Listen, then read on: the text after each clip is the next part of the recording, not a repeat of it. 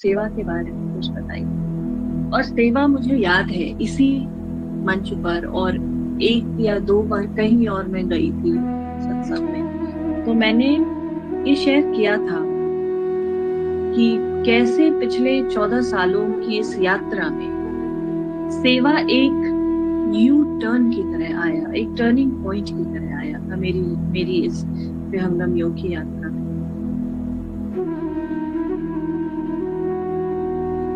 7-8 सालों से सब कुछ पढ़ती आ रही थी, पढ़कर समझने की कोशिश कर रही थी, स्वामी जी के अमृत वाणी से, संत प्रवर की दिव्य वाणी से सब कुछ समझने की कोशिश अपने बुद्धि के आधार पर करती चली जा रही। और 7-8 साल बीत गए, कुछ समझ ही नहीं आया वो क्या रहा है, कुछ पता नहीं चल रहा है, कोई दिशा नहीं दिख रही।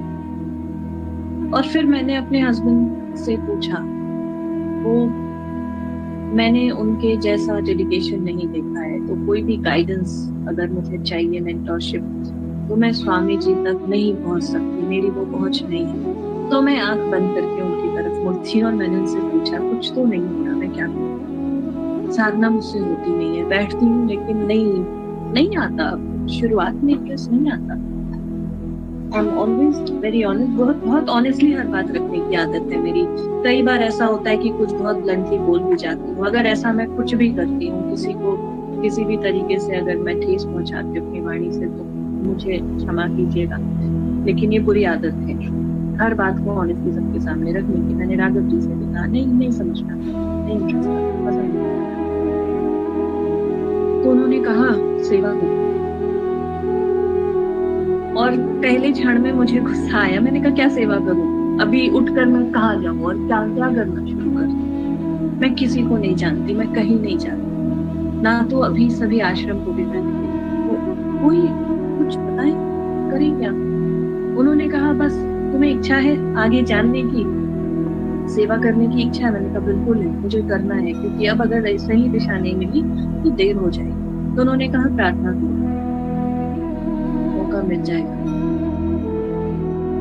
और हमेशा से आदत रही है उनकी बातों को बिल्कुल आंख बंद करके मानने की, और मैंने वही किया।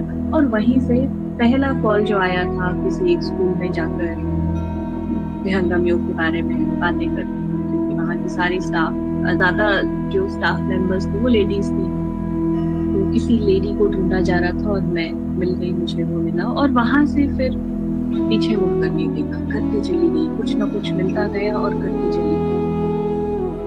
सेवा के बारे में बहुत कुछ पढ़ने को भी मिला, जानने को भी मिला। इनफैक्ट अगर हम भगवान राम की ही बात करें, महर्षि विश्वामित्र दशरथ के पास गए थे भगवान राम को लेने के लिए, उनकी उनकी सेवा के लिए, ताड़का राक्षसी का वध करने के लिए। भगवान राम बिल्कुल सेवा भाव से अपने पिता की आज्ञा को मानकर चल दिए। इतना करके उन्हें क्या मिला हम सब जानते हैं। महाराज दिलीप की भी बात अगर करें, वो भी महर्षि वशिष्ठ के आश्रम में रहकर उनकी गाय नंदिनी की सेवा करते थे। उसका फल उन्हें क्या मिला? चुकेश आदि ऋषि पुत्र महर्षि पिप्पलाद के आश्रम में 1 वर्ष तक सेवारत रहकर परब्रह्म विषय प्रश्नों का उत्तर प्राप्त किया। हर जगह सेवा पहले आ रही। सत्यकाम को भी महर्षि गौतम ने 400 दुर्बल गायें दी और कहा इन्हें वन में लेकर जाओ। जिस दिन ये गाय की संख्या 1000 हो जाएगी तब लौट कर आना, तब मैं तुम्हें ब्रह्म विद्या का उपदेश करूंगा।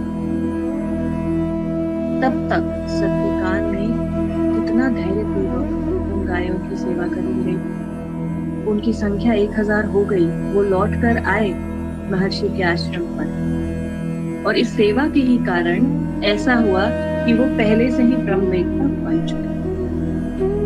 ज्ञान पाने का वो इंतजार उनको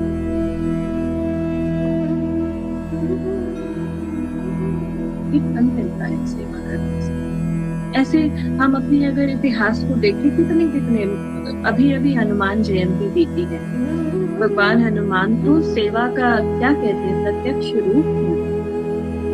उनका पूरा जीवन उदाहरण है।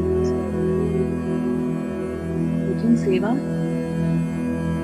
सबसे सेवक धर्म कठोरा, धर्मवाणी कहती है आसान नहीं, बहुत कठिन। स्वामी जी भी, अभी मैंने भजन जो सुना, उनके शब्द प्रकाश में भी लिखा है, गुरु सेवा धर्म पढ़ भाई, जासे भक्ति मुक्ति गति पाई।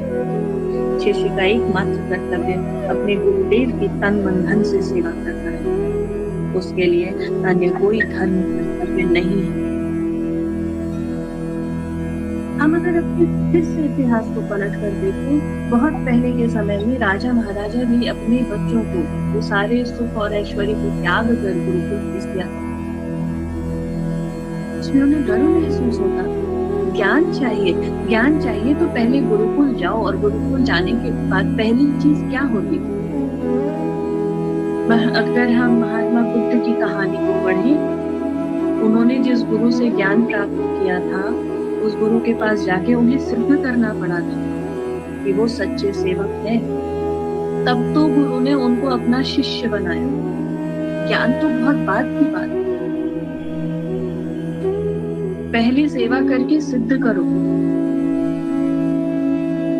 कि ज्ञान पाने के लायक हो, तब तो गुरु शिष्य बनाएगा। फिर पहले तो वो अपरा ज्ञान मिलेगा, पढ़ाएंगे, सब बताएंगे। अंत में जाकर अगर हम सिद्ध कर सके कि हम तैयार हैं उस ब्रह्म ज्ञान के लिए, तो वो ज्ञान करता।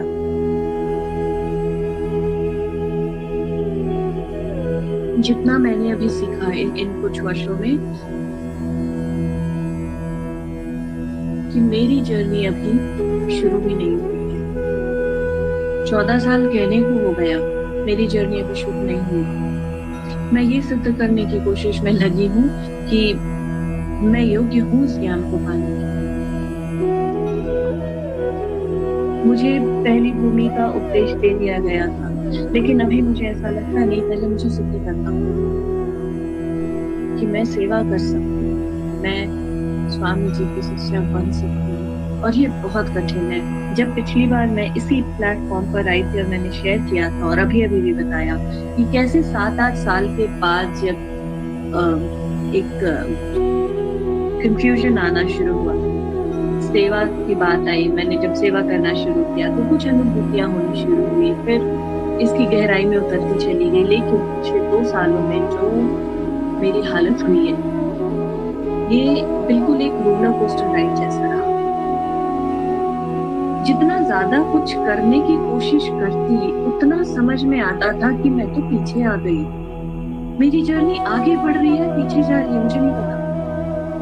मैंने यही सीखा, आई एम वेरी ऑनेस्ट, यही सीखा।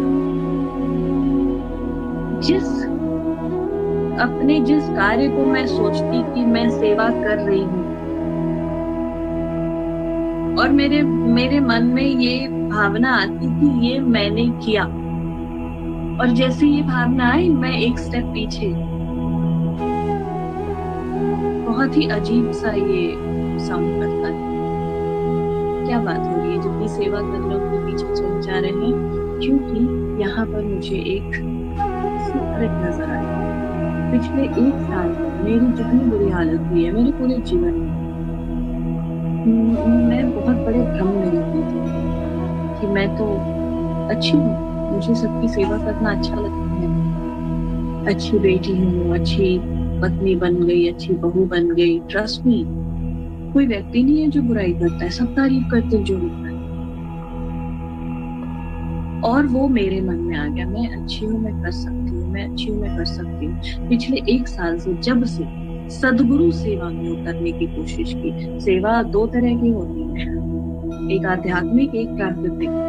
और मैं जानती हूँ यहाँ पे सभी बड़े वरिष्ठ गुरु भाई बहन बैठे हैं, सब जानते हैं मैं क्या बताने की कोशिश कर रही हूँ। प्राकृतिक सेवा तो कर ली, बड़ा फल मिला, बड़ी अच्छी जीवन चल रही है। सदगुरु सेवा में उतरी तो सबसे पहली चीज जो मुझे मिली उस सेवा के बदले, वो ये था कि मुझे अपना अहंकार दिखना शुरू। मेरे अंदर जितनी गंदगी है, मुझे आईने की तरह साफ दिखनी शुरू हुई। और अभी पिछले कुछ महीनों में मैं तो कई लोगों से बात करूँ कि हो क्या है। बहुत सोचा तो समझ में आया, बहुत चीजों को पढ़ने की कोशिश की। जब से कोविड शुरू हुआ, हम प्रतिदिन सुबह शाम सत्संग करते हैं, अभी भी 7:30 से सत्संग वहां पर है और मुझे वहां जाना भी होगा, लेकिन